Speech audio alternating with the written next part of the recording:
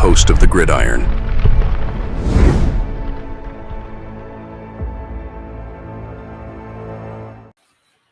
We might have the return of KT.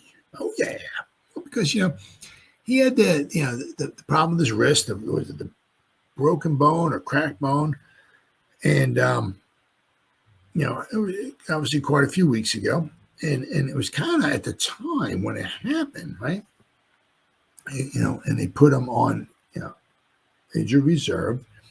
He had to miss at least 4 games, and then it was quite possibly, 4 games, and then we had the bye week, right? So that would be the 5th week, and then he would come back, would be the 6th week. So, quite possibly, you kind of knocking on wood, hoping that Kayvon would wind up returning, right?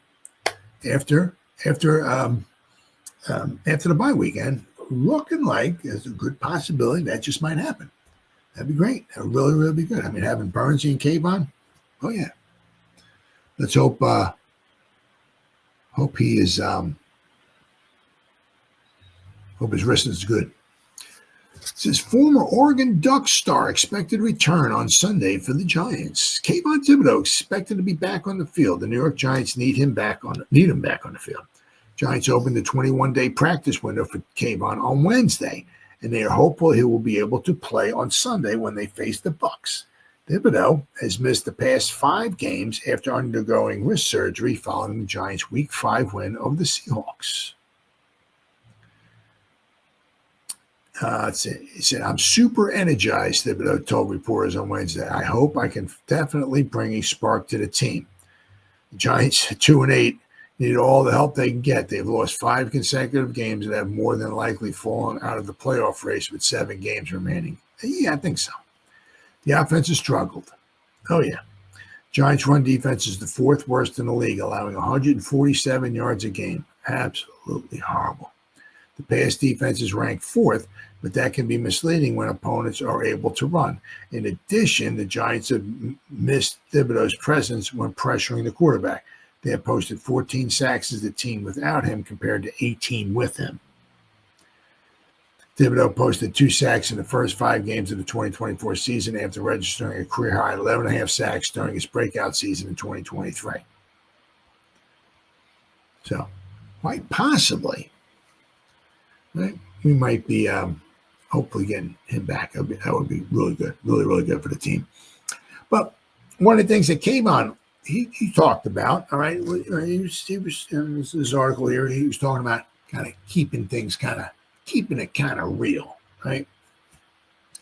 And, he brings up as far as with the benching of Daniel Jones. And let's read it here. See what he's got to say here. All right. Kayvon keeps it 100% real on the quarterback change. Giants' 2024 season has been a whirlwind. Obviously, 2-8. The team is facing more changes, including the most critical position, quarterback. Speaking about the recent shakeup, defensive standout Kayvon didn't sugarcoat his thoughts. That's the nature of the beast, Thibodeaux said. When you're 2-8 and things are changing, every position is up for grabs. Honestly, it is. The Giants' decision to shuffle the quarterback room further underscores the team's struggles this season. Former starter Daniel Jones, once viewed as the franchise future, has dropped to number 4. We're going to go over that in just a minute. On the depth chart following his benching and the signing of another quarterback. The move comes as the Giants aim to protect themselves financially and explore alternative options under center. Jones' fall from grace has been both swift and stark. Once a centerpiece of the Giants' rebuild, he now finds himself relegated to the margins. According to Pat Leonard of the New York Daily News, Jones was the 4th quarterback in individual drills during Wednesday's practice, the first since his demotion.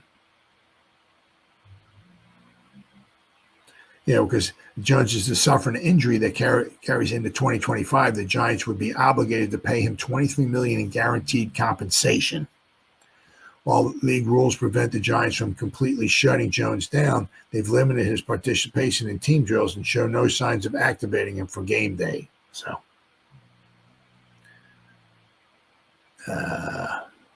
Let's see. When things aren't working, you have to make changes, Thibodeaux added. That goes for every position, not just quarterback. We're all being evaluated. Yeah, I mean, it's just true. For Thibodeaux and the Giants, the focus remains on staying competitive despite the turmoil. At the end of the day, we're all trying to win, Thibodeaux said. No matter who's playing, we have to execute and give ourselves a chance. As the Giants navigate this turbulent season, Thibodeaux's remarks reflect the mindset of a team still fighting to salvage something from what has been a disappointing campaign. Whether the quarterback change will be the catalyst for improvement remains to be seen, but one thing is clear: every position is indeed up for grabs. I mean, it's the one thing is that you kind of look at is that a lot of like the fan base is kind of like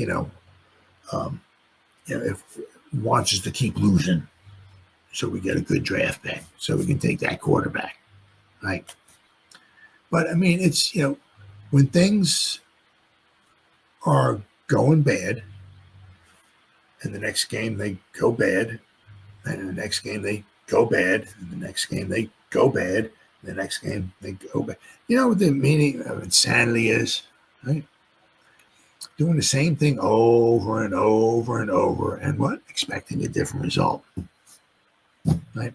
You have to, and what do you expect? I mean, you go bad, you keep the same people there, and things go bad. You keep the same people in the lineup and all that, go bad.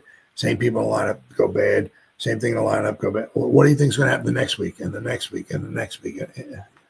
You got to change things up. I mean, you got to try something different.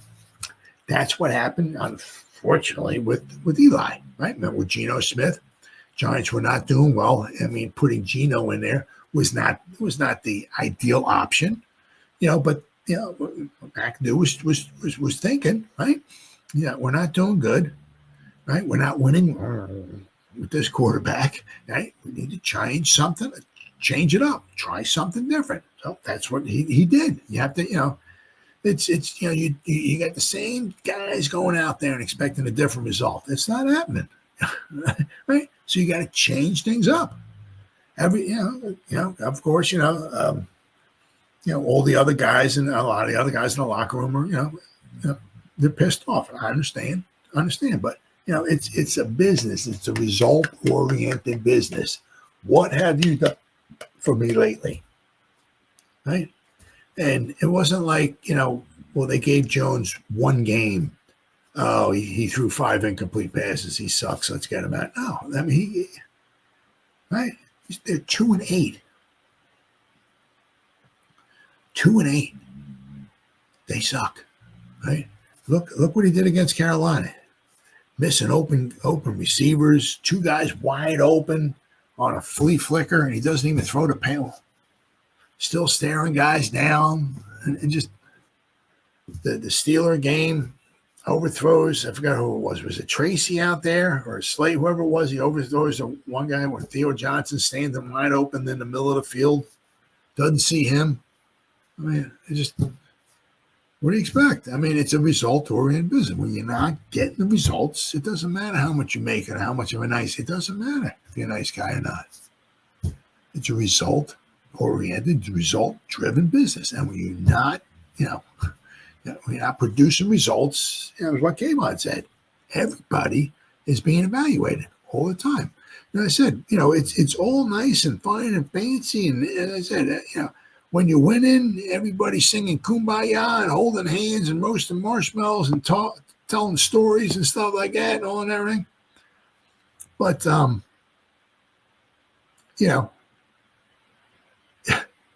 if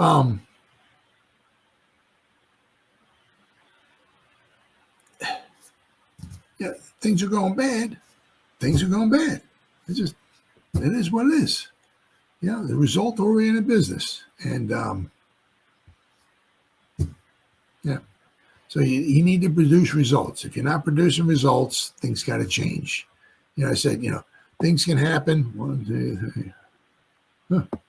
All right. Things can happen.